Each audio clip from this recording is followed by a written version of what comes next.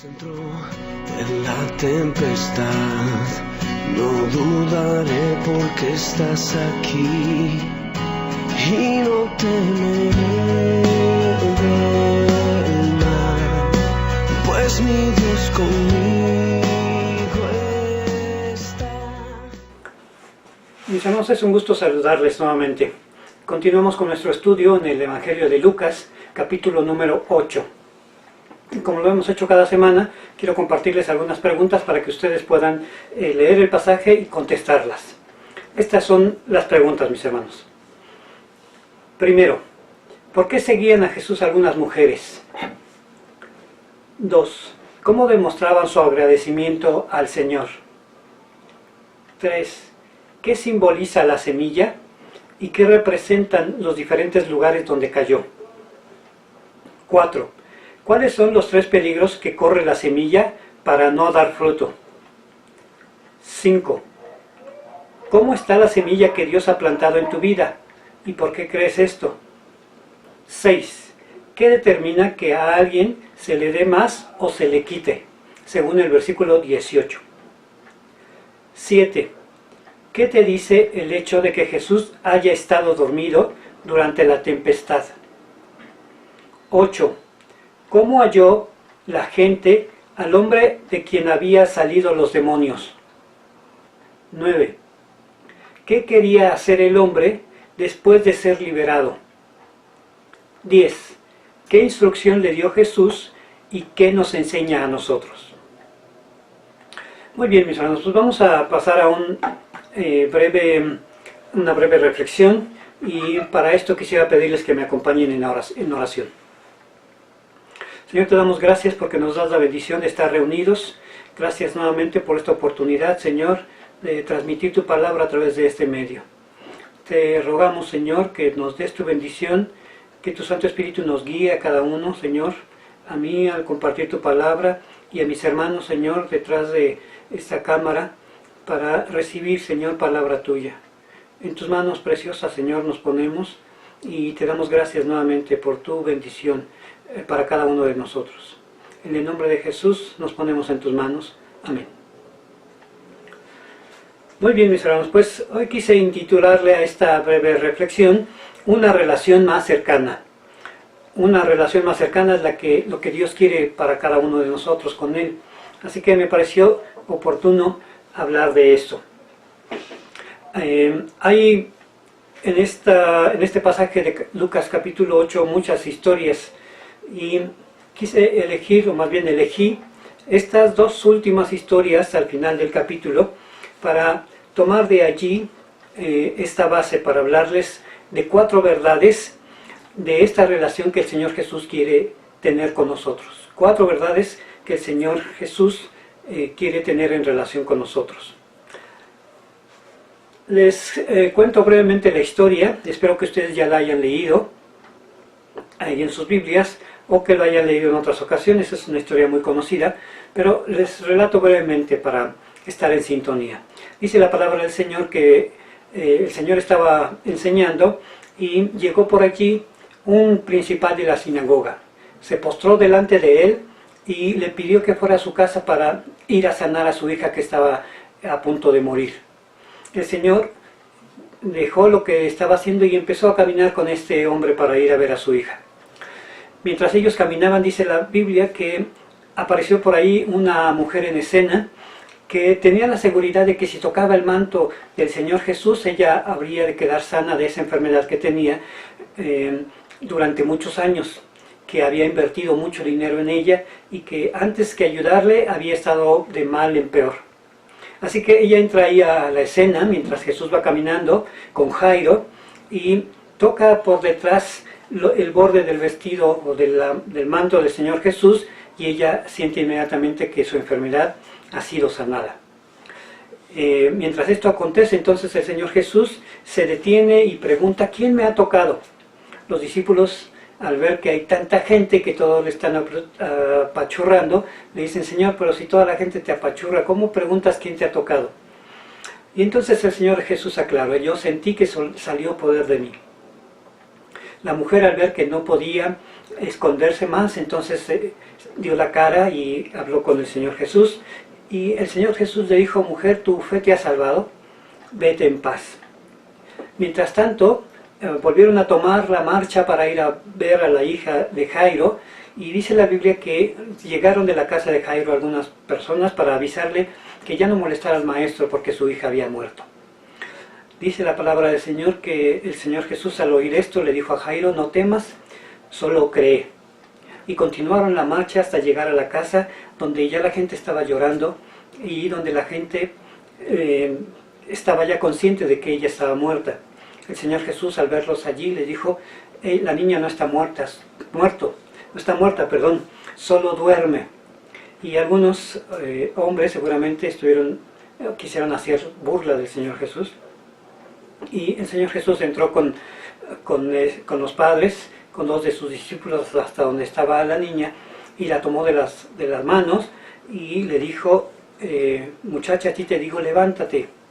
Y dice la Biblia que enseguida esta niña de 12 años, menciona la Biblia, fue resucitada.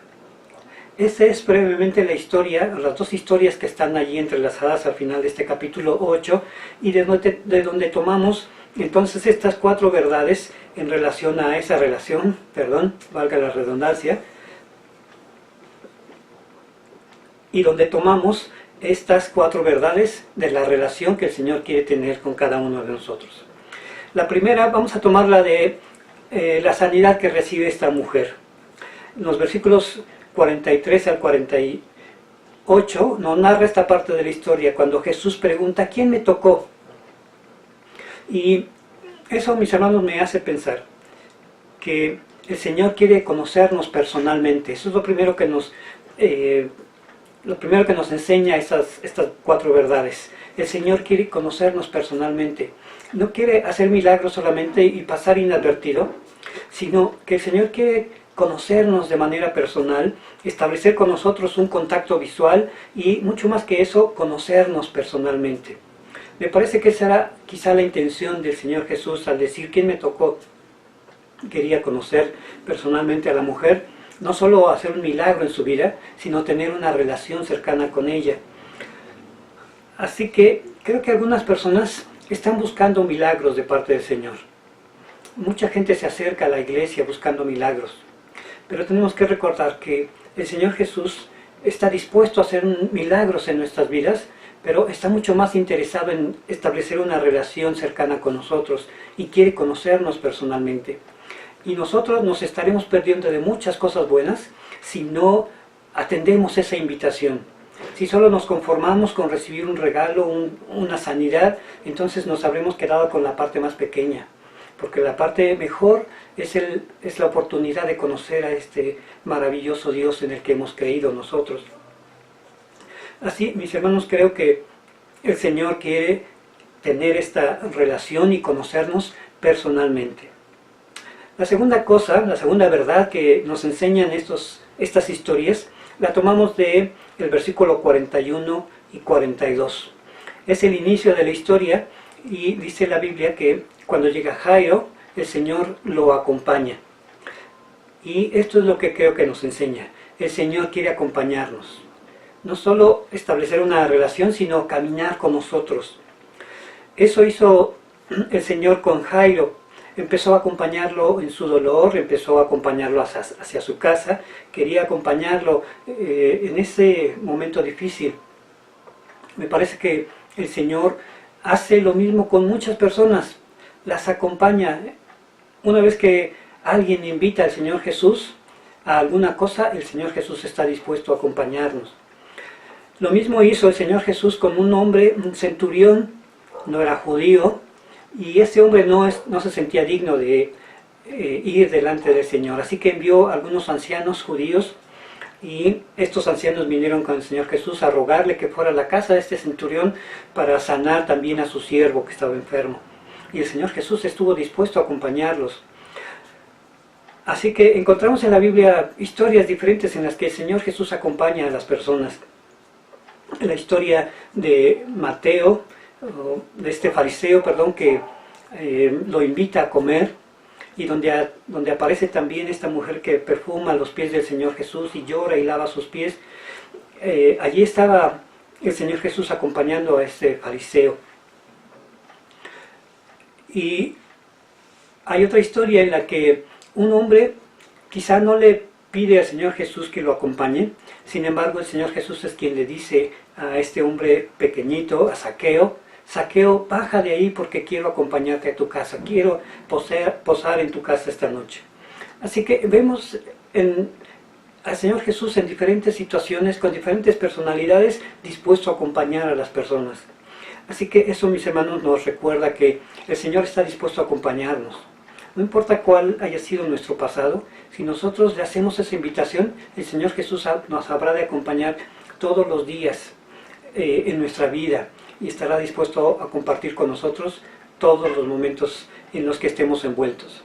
Así que esta es la segunda verdad. El Señor Jesús quiere acompañarnos. El Señor Jesús quiere estar con nosotros de manera continua. La tercera verdad que aprendemos en estas historias acerca de esta relación que el Señor quiere tener con nosotros, más cercana, están en los versículos 49 y 50. Y esta es la parte en la que le han dicho a este hombre, a Jairo, que su hija está muerta, que ya no moleste al maestro. Y el Señor Jesús, con toda ternura, imagino yo, sintiendo el dolor que él siente, le dice a Jairo: no temas, cree solamente. Así que me parece que esto nos enseña que el Señor tiene para con nosotros palabras de vida eterna, o palabras de vida, o palabras de consuelo. Esto es lo tercero de esta relación que el Señor quiere tener con nosotros. Él siempre tiene para nosotros palabras de vida eterna, o palabras de consuelo. En una ocasión, cuando el Señor Jesús le dijo a sus discípulos que si ellos también querían irse, porque otros muchos se habían ido, y Pedro le respondió: Señor, ¿pero a quién iremos? Si solo tú tienes palabras de vida eterna. Así que Pedro había llegado a este convencimiento. El Señor Jesús, o estando con el Señor Jesús, siempre hay palabras de vida eterna, palabras de fortaleza que nos ayudan a seguir adelante. Eso fue lo que el Señor hizo con Jairo. Le dio palabras de ánimo, de fortaleza, de vida eterna. Y entonces él pudo seguir adelante con el Señor Jesús. El Señor lo hizo también con Josué. Ustedes se acuerdan de este versículo tan famoso. El Señor Jesús le dijo a Josué: no temas ni desmayes, porque yo estaré contigo. Así que nuevamente encontramos palabras de fortaleza. Y el Señor lo hace así de manera constante. En el pasaje anterior a estos, leímos acerca de una tempestad que se levanta en el mar. Y en Marcos está esa misma historia, y en el Evangelio de Marcos les dice a ellos: no teman, yo soy. Mientras ellos están espantados un poco por la braveza del mar, y mucho más porque alcanzan a ver una figura de un hombre caminando por allí, y ellos se espantan y piensan que es un fantasma. El Señor Jesús les da nuevamente palabras de ánimo, de fortaleza, y les dice: no teman, soy yo. Así que encontramos al Señor Jesús así, una y otra vez diciéndonos palabras de fortaleza, palabras que nos animan a seguir adelante. Si nosotros queremos escuchar esas palabras de fortaleza y de vida eterna, entonces es importante que leamos su palabra, que asistamos a su casa, porque es allí y es a través de su palabra que el Señor nos dice hoy esas palabras para cada uno de nosotros. Así que esto es lo tercero que aprendemos. El Señor siempre tiene para con nosotros, en medio de esta relación que quiere tener, palabras de vida y de vida eterna. Y lo último, mis hermanos, que nos enseña estas dos historias entrelazadas, están en los versículos 54 y 55. Está el Señor Jesús al final de esta historia, ya frente a esa niña, y el Señor, dice la Biblia, que toma a esta pequeña de la mano y entonces la hace resucitar después de las palabras que le dice.